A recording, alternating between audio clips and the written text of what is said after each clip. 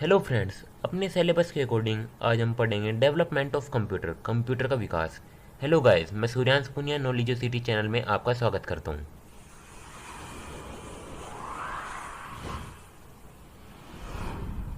तो आइए देखते हैं। एबेकस एबेकस एक गणना करने वाला यंत्र है। इसकी फुल फॉर्म है abundant beats addition and calculation utility system. और इसका आविष्कार किया था टिम क्रैनमर ने। और इसका आविष्कार जो ब्लाइंड पर्सन होते हैं उन्हें देखते हुए किया गया था, जिससे वे भी कैलकुलेटिंग कर सकें। और इसका आविष्कार हुआ था 2400 से 27 ईस्वी के आसपास। कन्फर्म न होने के कारण इसे 3000 बीसी लिखा जाता है। और इसका आविष्कार हुआ था चाइना में।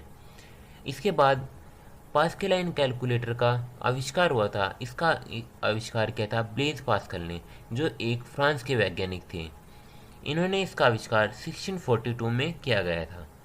और जब चाइना ने आविष्कार किया, उसके बाद फ्रांस ने किया, तो लोग सोचने लगे सब आविष्कार कर रहे हैं, तो सबने आविष्कार करने के बारे में सोचना शुरू कर दिया और आविष्कार करने शुरू कर दिए। इससे आविष्कार करने की एक तरह से क्रांति आ गई।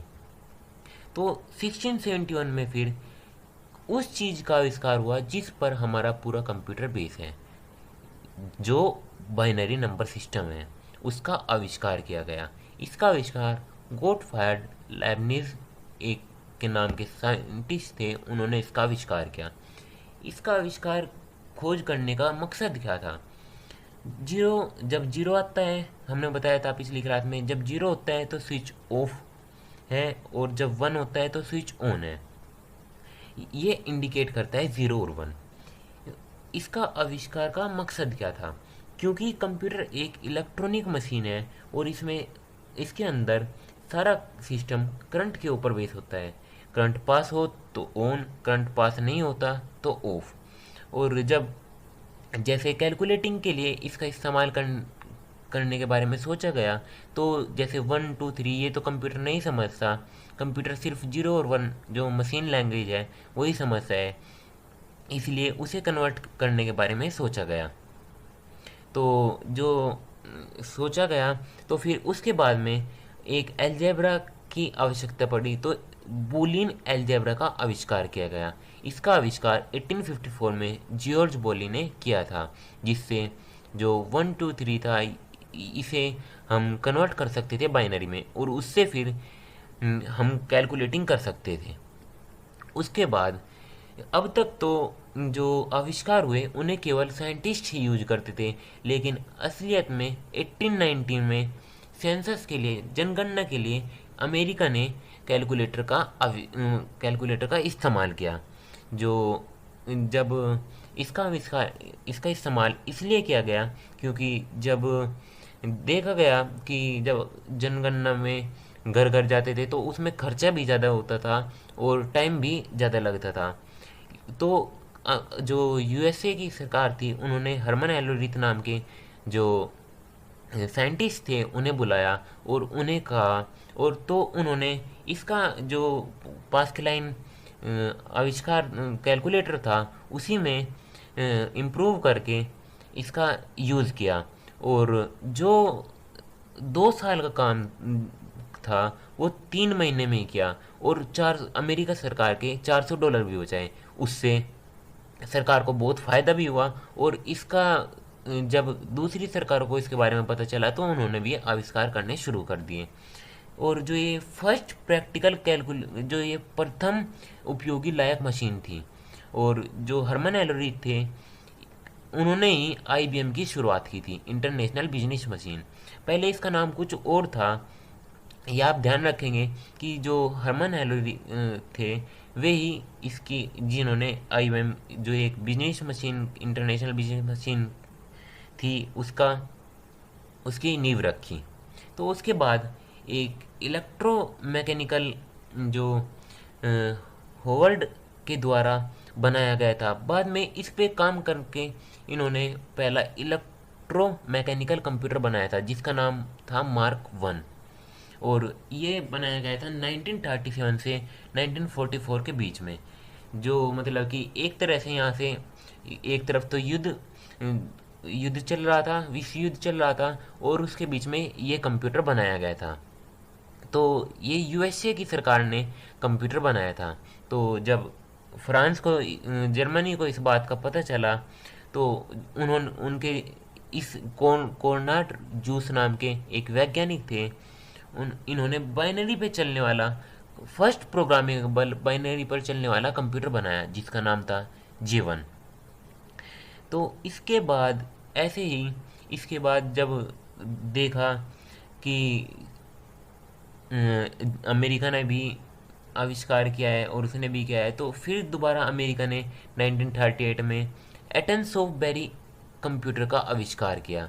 और जो दो वैज्ञानिक थे उन्हीं के नाम पर एबीसी कंप्यूटर का नाम रखा गया, एटन्सोफ बेरी। ये दो साइंटिस्ट थे जिनके नाम पर एबीसी कंप्यूटर का, इन्हीं के नाम पर इस कंप्यूटर का नाम रखा गया।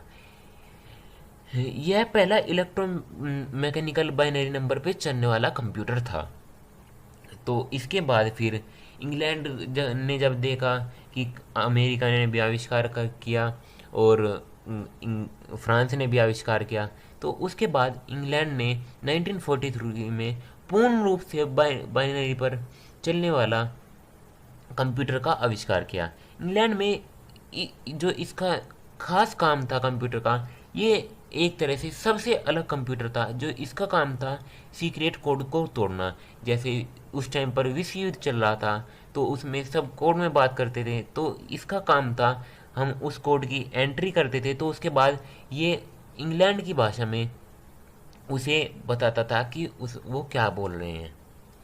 उसके बाद 1906 में ली डी फोरेस्ट जो नाम, इसके बाद में जो हमारे कंप्यूटर्स में इस्तेमाल हुए चीज़ें थी, उनका उनका कब कब आविष्कार हुआ वो देखेंगे। 1906 में जो ली डी फोरेस्ट नाम के एक वैज्ञानिक थे, उन्होंने वैक्यूम ट्यूब का आविष्कार किया। इन्होंने बाइनरी नंबर को ऑन ऑफ में बदला, नहीं तो इससे पहले ऐसा नहीं था, इससे पहले पता ही नहीं था। यहाँ पर 0 ऑफ और 1 ऑन, यह वोल्टेज में पे काम करता था। और इसके बाद 1946 में जॉन मैचले नाम के एक साइंटिस्ट थे और जे प्रिसर इकर्ट नाम के जो ये साइंटिस्ट थे, इन्होंने first general purpose electronic computer का आविष्कार किया, ENI के, जो इसकी फुल फॉर्म है इलेक्ट्रॉन इंटीग्रेटेड एंड कैलकुलेटर का निर्माण किया। और उसके बाद जॉन वॉन न्यूमैन नाम के जो साइंटिस्ट हुए, उन्होंने आविष्कार किया इडवैक का, electronic discrete variable automatic computer. इस पे उनके साथ जॉन मैचले नाम के भी एक साइंटिस्ट थे और जे प्रिस्कर इकर्ट ने पहला मेन फ्रेम कंप्यूटर जो व्यवसाय बिजनेस और कमर्शियल के लिए एक कंप्यूटर बनाया था जिसका नाम था यूनिवैक था। तो फर्स्ट मेन फ्रेम कंप्यूटर बहुत बड़े डाटा इकट्ठा करने के लिए था, यूनिवैक फर्स्ट, जिसका इन्वेंशन 1951 में हुआ था। ये एक यूनिवर्सल ऑटोमेटिक कंप्यूटर था। इसके बाद 1947 में AT&T's बेल लेबोरेटरी में काम करने वाले अलेक्जेंडर ग्राम बेल जो थे, जे बार्डन, विलियम सोकले, वाल्टर ब्रेटन, इन तीनों ने मिलकर ट्रांजिस्टर का आविष्कार किया। करंट को बढ़ाना घटाना, इसका काम था करंट को बढ़ाना घटाना। इवेंट हुआ ट्रांजिस्टर का इलेक्ट्रॉनिक वैल्यू को, इसका काम था इलेक्ट्रॉनिक वैल्यू को कंट्रोल करना, मतलब कि करंट के को बढ़ाना घटाना इसका काम था। इसी पर इन्हें नोबेल प्राइज़ भी मिला। 1956 में इन्हें नोबेल प्राइज़ मिला, रॉबर्ट नोइस को और गॉर्डन मोरी को। ये इन्होंने 1968 में, जुलाई 1968 में रॉबर्ट नाइस और मूर ने NM इलेक्ट्रॉनिक्स की स्थापना की, जो बाद में इंटेल कॉरपोरेशन बन गया। इसके बाद इंटीग्रेटेड सर्किट को जॉन किल्बी नाम के जो साइंटिस्ट थे उनके द्वारा बनाया गया। यह एक इंटीग्रेटेड सर्किट में बहुत सारे ट्रांजिस्टर को लगाया गया। और इसके बाद माइक्रो प्रोसेसर का जो 4 बिट का माइक्रो प्रोसेसर था इंटेल 4004, ये फर्स्ट माइक्रो प्रोसेसर था। इसका आविष्कार 15 नवंबर 1971 में FEDCO फैगिन ने किया था। और इसमें जो खासियत थी, अल्ट्रा लार्ज स्केल इंटीग्रेशन की आई और आर्टिफिशियल इंटेलिजेंस भी था। तो अगर आपको ये वीडियो पसंद आया तो लाइक करें, शेयर करें और हमारे चैनल को सब्सक्राइब करें। Thank you.